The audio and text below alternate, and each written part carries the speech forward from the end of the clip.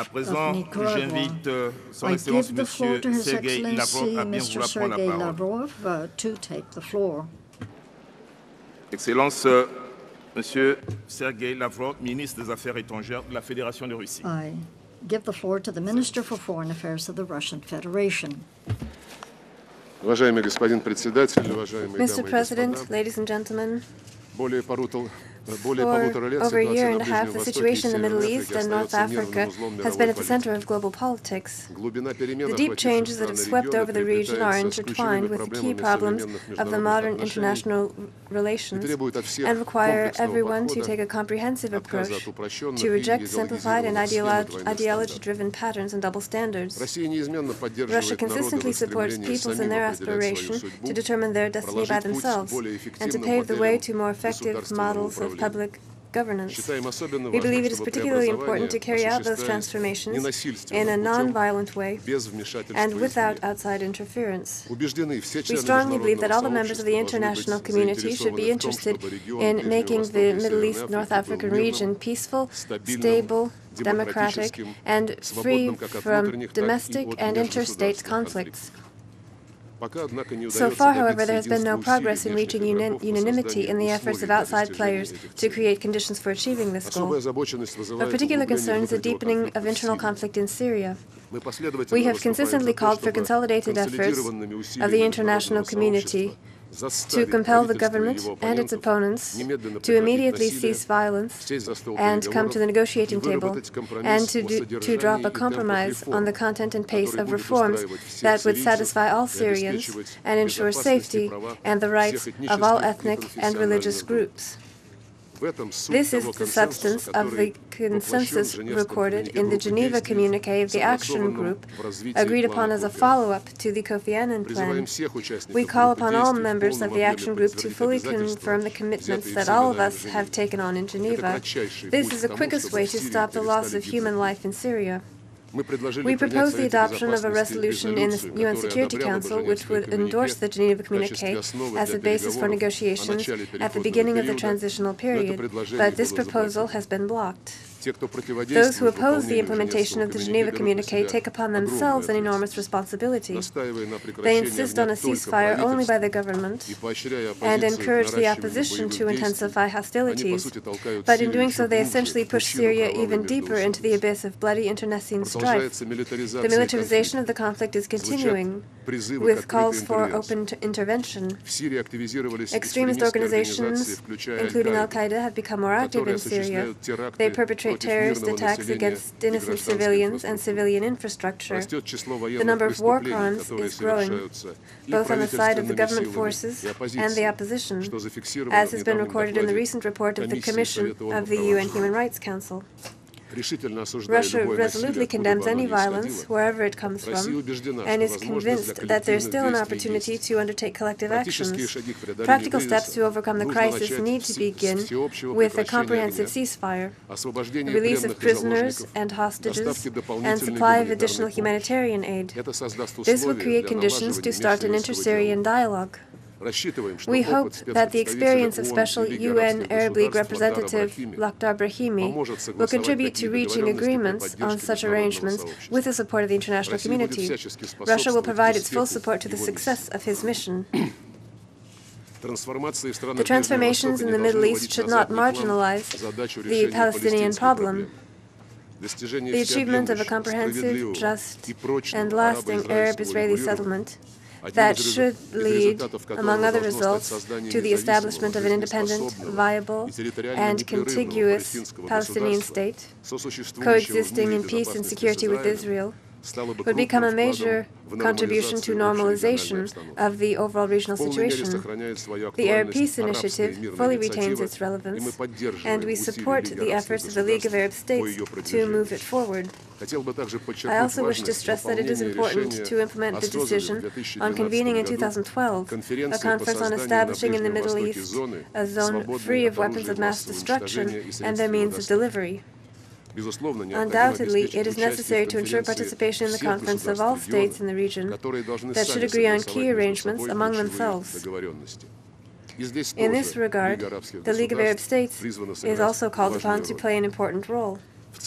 On the whole, we support closer ties between the UN and regional entities. I would note that in our part of the world today, a memorandum on cooperation was signed between the Collective Security Treaty Organization Secretariat and the UN Department of Peacekeeping Operations. I am convinced that this will increase the efficiency of common efforts to ensure stability and security.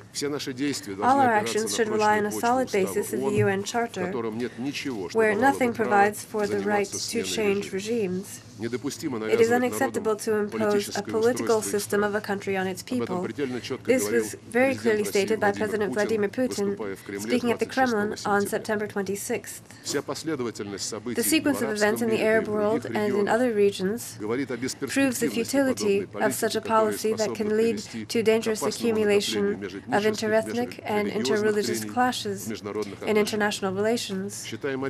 We believe it is an obligation of all states to protect from provocations and blasphemy the religious feelings of people of any religious affiliation.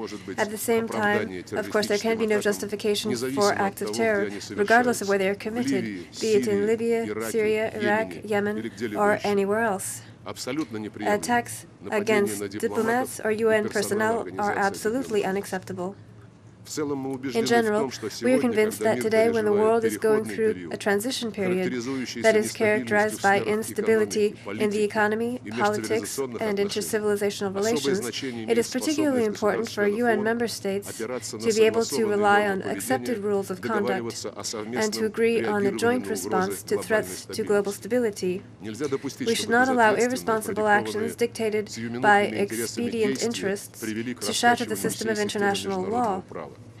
The world order is threatened by arbitrary interpretation of such essential principles as the non-use or threat of force, peaceful settlement of disputes, respect for sovereignty and territorial integrity of states, and non-interference in their domestic affairs. These are the key principles of the UN Charter, which confers the primary responsibility for the maintenance of international peace and security on the Security Council. In advancing reform of the United Nations, it is necessary to preserve the capacity of the Security Council to perform these functions. Their erosion would deprive the international community of an essential mechanism for developing joint approaches to the settlement of crisis situations. It is appropriate to mention the compulsory instruments at the disposal of the United Nations. Imposition of sanctions under the UN Charter falls within the exclusive remit of the Security Council. Decisions must be made on a collegial basis with the understanding that sanctions should not lead to isolation of one state or another, but rather encourage it to engage in a dialogue in order to remove questions that UN member states may have. It is essential that the sanctions should be well measured and should not cause any suffering to the population. In the past, the Security Council discussed the issue of the humanitarian limits of sanctions, but somehow the discussions faded away. We believe it is important to resume them. There is another issue to be discussed in the Security Council, the consequences of unilateral sanctions imposed by a state or a group of states sidestepping the United Nations to advance their political goals. We have no doubt that such sanctions, especially when they are applied exterritorially, weaken the unity of the international community and undermine the effectiveness of its efforts. For many years, the trade and economic and financial restrictions imposed by the United States against Cuba have remained an illustration of the negative impact of unilateral sanctions. Russia, together with the overwhelming majority of members of the international community, calls for the swift lifting of this blockade as it is a relic of the Cold War.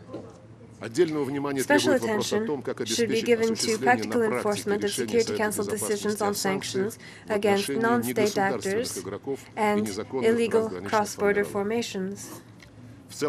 In general, the events of recent years have clearly shown that unilateral actions that violate international law and circumvent the decisions of the UN Security Council or distort the substance of these decisions do not do any good. Of course, the legal norms in international affairs will be further adjusted as necessary, but these transformations should be treated with utmost responsibility and full realization of serious risks associated with them. Only consensus can be the criterion for their adoption. Violations of international law should not be portrayed as their creative development. All of the above also has to do with the debate regarding the concept of the responsibility to protect. A further discussion of this should be held on the basis comprehensive approaches agreed upon at the UN summit in 2005 that reaffirmed the need to observe the principles of the UN Charter with regard to the response to conflicts within states. Protection of civilians is an issue which is too serious to be exploited for achieving political goals. The ambiguity of the responsibility to protect concept can be better understood in light of initiatives formulated by Brazil and several other states which could help move forward towards a consensus. Let us not forget that the UN founding fathers, in their wisdom, agreed upon and endorsed the UN Charter that enshrined the principles for regulation of a multipolar world order. Now, when the abnormal bipolar period of the Cold War is over, and when it has become obvious for everyone that there is no place for unipolarity in the modern world, and that the international reality can be only polycentric, we have a unique chance to fully implement the original potential of the United Nations Charter. This is a difficult challenge. International relations are clearly experiencing a lack of credibility. We regard this as the main obstacle to practical process towards the establishment of universal foundations of equal and indivisible security, be it in the Euro-Atlantic area, the Asian-Pacific region, or other parts of the world. Such a state of affairs clearly contradicts the concept of collective security embodied in the UN Charter and the deep interdependence of the modern world, where the majority of challenges and threats are common for all and have a cross-border dimension. Strengthening of confidence in collective principles in international life, with the emphasis on negotiating pursuit of compromise solutions, would help substantially reduce the level of instability and move forward in the settlement of crisis situations not only in the Middle East, but also with respect to Iran, Afghanistan, on the Korean Peninsula, and throughout the world. The final goal of efforts to settle a conflict is to ensure the right to life and other fundamental human rights, political, economic, and social.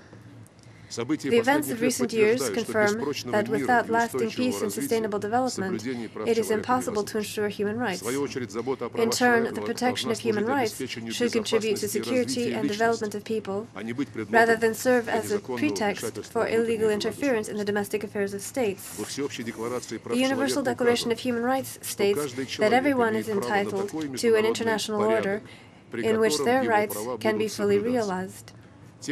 Those who use military force and sanctions, bypassing the UN Charter, or engage in illicit supplies of arms, or who cover for terrorists, grossly violate this right. Russia stands for the implementation of the Universal Declaration of Human Rights and respect for traditional values on which the human civilization is based and where all world religions converge. This is a moral foundation of modern society. It is the cement that bonds nations and peoples. In recent years, these values have been undergoing trials caused by manifestations of immorality, extremism, and racial intolerance.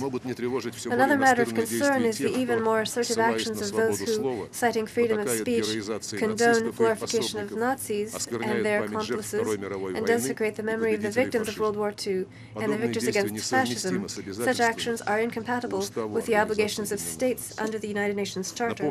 Let me recall that the International Covenant on Civil and Political Rights directly prohibits the propaganda of war and incitement of national and religious discord.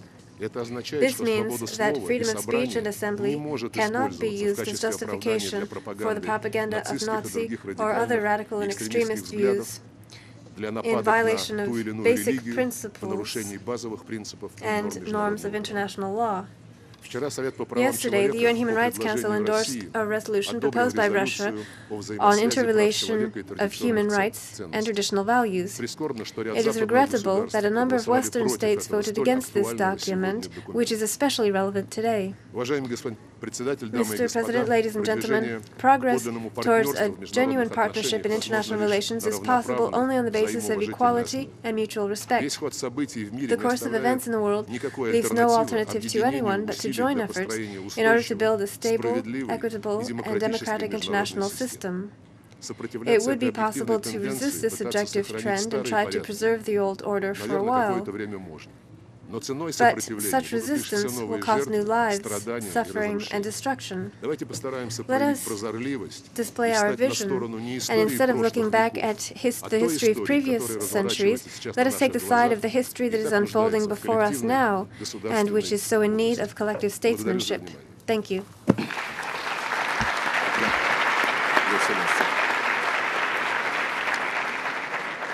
Je remercie le ministre des Affaires étrangères de la Fédération de Russie.